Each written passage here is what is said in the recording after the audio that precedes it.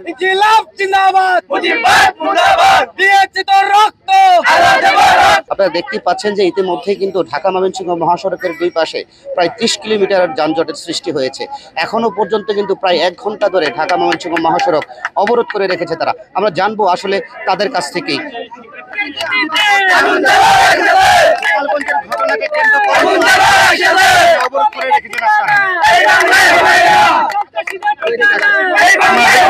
গোপালগঞ্জে আমার ভাই বোনদের করা হচ্ছে, তারা কোনো জায়গায় অবরুদ্ধ ছিল, তার পরিপ্রেক্ষিতে আমরা এই যে রাস্তা অবরোধ করেছি, সেটা আমাদের সারা বাংলাদেশ হয়েছে। মুজিবাদ মুর্দাবাদ, ইনকিলাব জিন্দাবাদ, ইনকিলাব জিন্দাবাদ, মুজিবাদ মুর্দাবাদ, দিয়েছি তো রক্ত, আল্লাহ দেব রক্ত।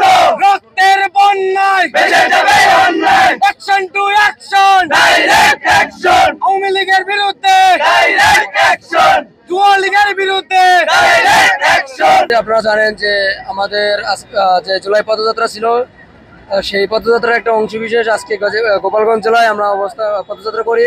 সেখানে আমাদের কেন্দ্রীয় নেতৃবৃন্দ রয়েছেন। তাদেরকে বিগত দিনে যে ফ্যাসিস্ট আওয়ামী লীগ ছিল, তারা অতর্কিতভাবে আমাদের নেতাকর্মীর উপরে হামলা করেছে এবং তাদেরকে পুলিশ সুপার কার্যালয়ে অবরুদ্ধ করা হয়েছে। আমরা সেই কেন্দ্রীয় নেতৃবৃন্দের হামলার প্রতিবাদে সারা বাংলাদেশ ব্লকেট করেছি। সেই ব্লকের অংশ বিশেষ আমাদের গাজীপুর জেলার শ্রীপুর উপজেলার মাওনা রাস্তার অবদান মোড় এলাকা, যে শহীদ মোড় এলাকা, সেখানে আমরা রাস্তা ব্লকেট করছি। এই কিছুক্ষণ আগে আমাদের কাছে দিক নির্দেশনা আসছে সেন্ট্রাল থেকে যে আমরা রাস্তা অবরোধ তুলে দিয়েছি, কিন্তু পরবর্তীতে আমরা আজ সন্ধ্যায় আমরা মশাল মিছিল করব। তো আমাদের এখানে উপস্থিত হয়েছেন আমাদের শ্রীপুর থানার ওসি বারেক ভাই। তার কথা মতো এবং তার কথায় আমরা ভিত্তি করে আমরা এই রাস্তাটা ছেড়ে দিয়েছি। আপনারা দেখতে পাচ্ছেন আমাদের কর্মসূচি শেষ হয়নি।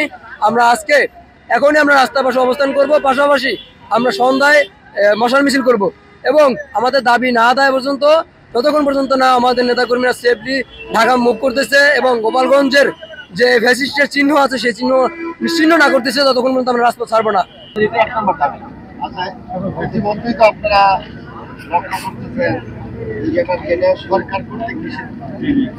ছাত্রলীগ ইতিমধ্যে সরকার নিষিদ্ধ ঘোষণা করেছেন এবং আওয়ামী লীগের কার্যক্রম স্থগিত করেছে।